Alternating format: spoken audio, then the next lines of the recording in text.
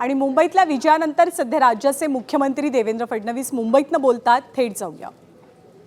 जी जज करत असते ती आपल्या व्यवहारातनं करत असते आणि भारतीय जनता पक्षाचा नगरसेवक किंवा नगरसेविका चांगले वागले तर लोक म्हणतात भाजप चांगली आहे, आणि ते जर चांगले वाटले नाही तर लोक तुम्हाला नाव ठेवत नाही, ते भाजपला नाव ठेवतात।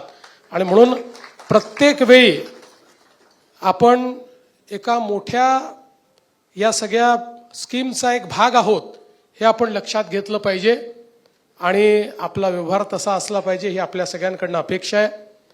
काही अनुभवी नगरसेवक आहेत, काही एकदम नवे नगरसेवक आहेत। सगळ्यांना मला असं वाटतं की हे सगळे विषय या ठिकाणी डोक्यात ठेवायचे आहेत आणि मला विश्वास आहे या ठिकाणी मी असेन किंवा आपले उपमुख्यमंत्री एकनाथराव शिंदेजी असतील, या मुंबईकरता खूप ग्रँड असा प्लॅन आम्ही तयार केलेला आहे की जो मुंबईतल्या गरीबातल्या गरीब आणि सामान्यातल्या सामान्य माणसाच्या जीवनात परिवर्तन आणेल, त्याची स्वप्न तो पूर्ण करू शकेल। अशा पद्धतीनं मुंबईचा विकास आपल्याला करायचा आहे।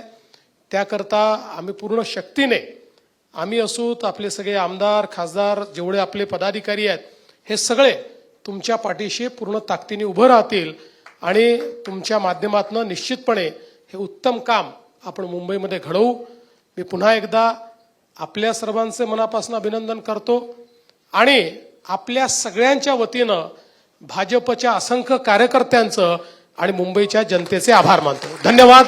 जय हिंद, जय महाराष्ट्र। खूप खूप धन्यवाद।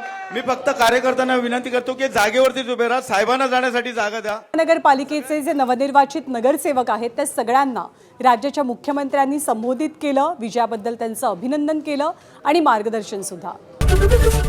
एबीपी माझा, उघडा डोळे बघा नीट।